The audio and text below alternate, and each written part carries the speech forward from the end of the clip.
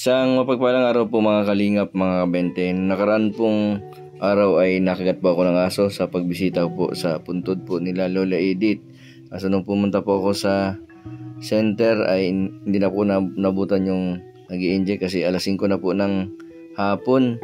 Bali, gumawa po akong paraan, naghanap po ako ng first aid. Yan, napuntahan ko po yung isang manggagamot po na nagtatambal po ng mga kagat ng aso dito po sa barangay Kamambugan. Tara po mga kabente, yan, alamin po natin kung paano po si nanay maggamot sa ganitong mga nakagat na ng hayop. Kahit po ating gabi, sinadya ko po si nanay para po magpagamot. Napakadelikado po yung ganitong mga sitwasyon na halimbawa po yung nakagat ng hayop. Grabe po na magang-maga tapos nag-itim yung palibot ng ginising ko po si nanay yung mapatambal. Yung dati po ay nagtatambal po dito ay si tatay na lalaki. Namatay na daw po 4 na taon na nakalipas. 4 na taon na po nakakalipas.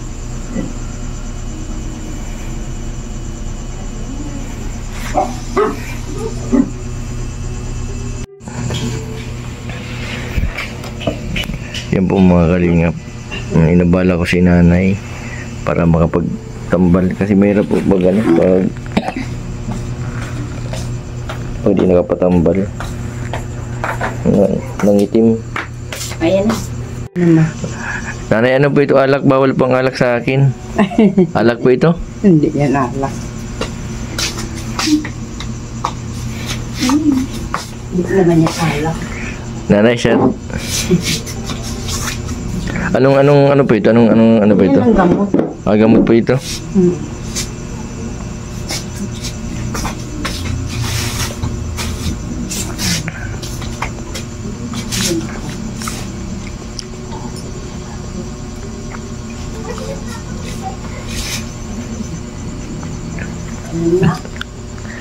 Ibang lasa? Ang lasa. Wala mo yung lasa.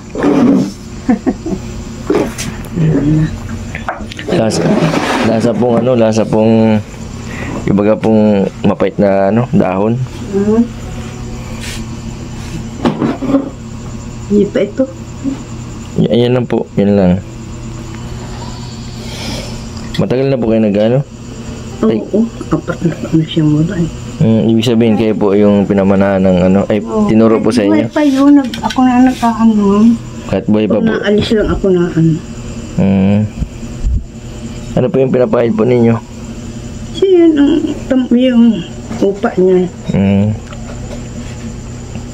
Matigas, may matigas Kanina lang po yung tanghali.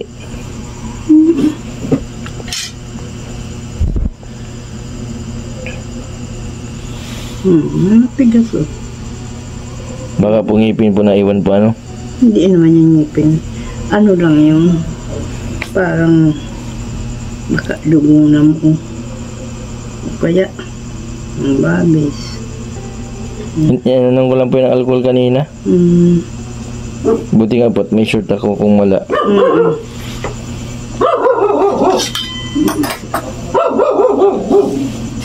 Buti na lang nanay, di ako kinagat dito sa may binti. Diyan ka kinagat, ano yung malambot. Mahati yung aso, ayaw nang mabalahibo.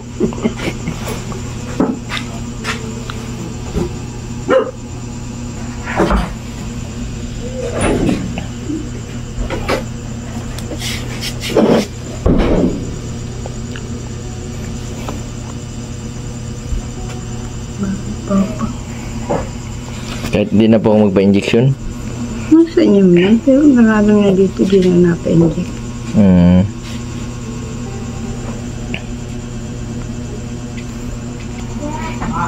Ano po pala dito, kahit anong oras? Kahit anong oras po pwede? Oo. Kahit madaling araw po, basta may magkatok. Basta siyempre kung kailangan baga. Paano po pag halimbawa, halimbawa nakagat ngayon, dapat hindi pwede magtatlong araw bago magpatambal? Hindi mo, ay may beses ng dalawang araw na. Dalawang araw na bago mapatambal. Yan na.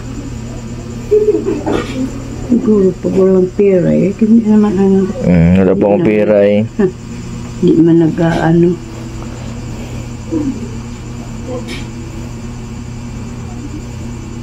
Hindi man napipresyon yan eh.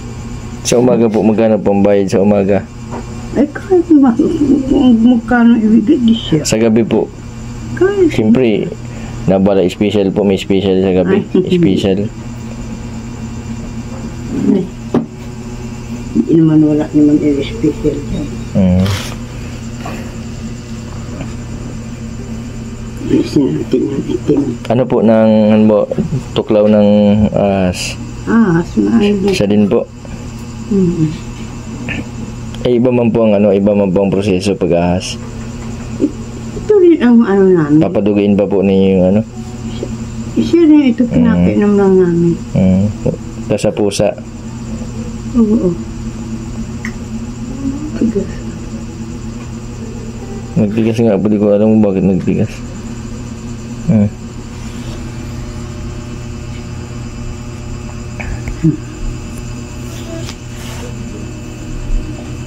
Nakawalaan ba yung itim? Kanina grabe ang itim kanina.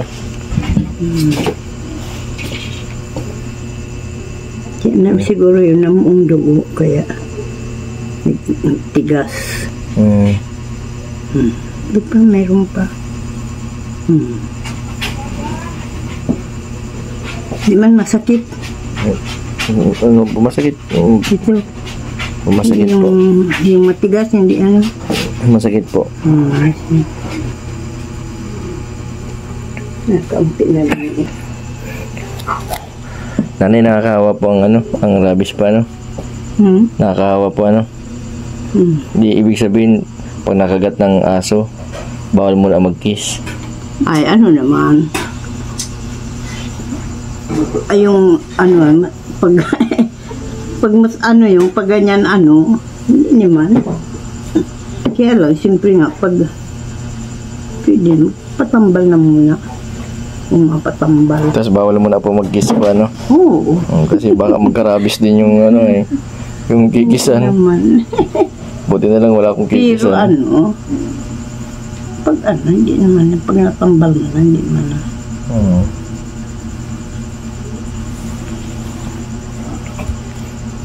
Di ba na may yung iba, kahoy siya. Tapos Dinidikit. Dinidikit. Pag nagdikit daw, may rabies pag hindi daw dumikit. Nadikit naman talaga yung basain mo at nadikit. Lagay mo sa bila mo at didikit yun. Kahit anong kahoy po. Eh, parang, di ba po ang init na masyado? Alin? Nag-iinit? Iinit. Nag-aalis na yan. Rabies.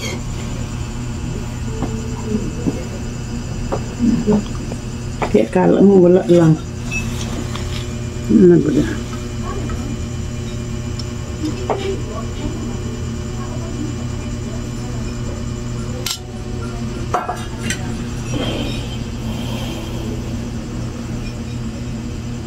Hindi man siya... Ano man yan? Ay, siya na po yung katas po nung pinainom po ninyo. Tapos yung...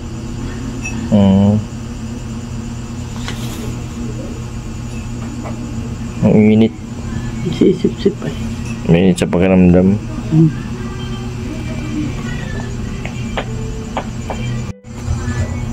Sisip-sip. Ano ba nga nagpigas? Grabe na yung init.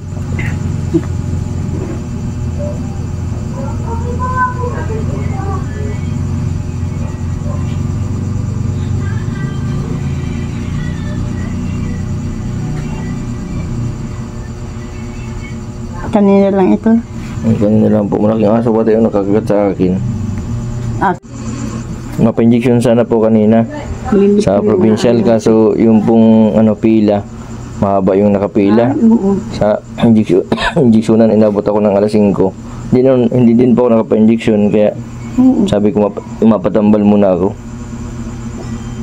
Ano yun? Diyan ko kahit huwag na. Kaya ito. Ibig sabihin marami dito nagpapaano. Oo. Papatay na nga yung tinuka dito ng ahas. Ano?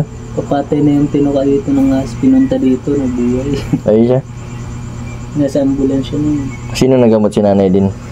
Yung asawa niya po. Ibig sabihin nung dinala dito, nasa ambulansya. Opo. May tali na kamay ba yun? Tali na yun. Tapos, Pagpikit na yun. Dinala sa naga yun. Dinala na sa naga yun. tapos binalik lang yun. dito. Kubra. Tapos anong sabi nung sa ospital? Ay, puputulin daw yung kamay nga at ano, Tapos tinuro ka na maitim daw. baga. Tinuro ka na. Hindi po.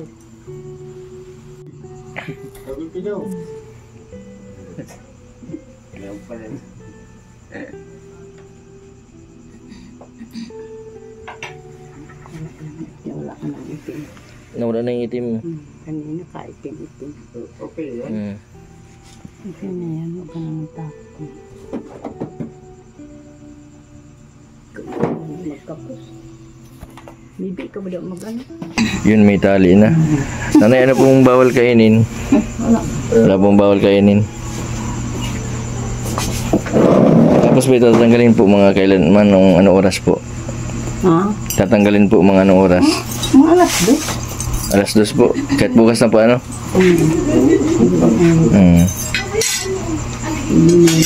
Bawal po mag-inom ng alak. Bawal lang.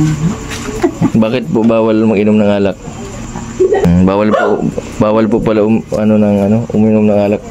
Kasi yung rabies daw akit agad sa ulo. Kaya mabuti na lang yung natalog. Buti na lang may first aid. Habang di pa na-injectionan may Pepper seed. may Tuyan. Ah. Pepper seed.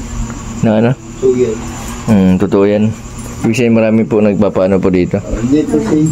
Yung tao minsan 4, minsan 3. 4 na nagpapatambal po dito, kakasabay-sabay. Sila. Yan na po mga kalingap, mga kabente. Nagpatambal po ako kay nanay. And bukas po ay pupunta po ako sa clinic para makapag-injection. Maraming salamat po sa patuloy po ninyong suporta sa aking YouTube channel. Salamat din po sa suporta ninyo kila Kuya Bal, Kalingap Rab at kay Ate The Vlog. Huwag po sana kayong magsawa na manood sa aming mga videos dahil po sa pagpapanood po ninyo at hindi pag-skip ng ads, marami po tayong natutulungan. Sa mga hindi pa po nakapag-subscribe, subscribe po, Mr. Bentable Vlog. Marami pong salamat. God bless po sa inyo lahat.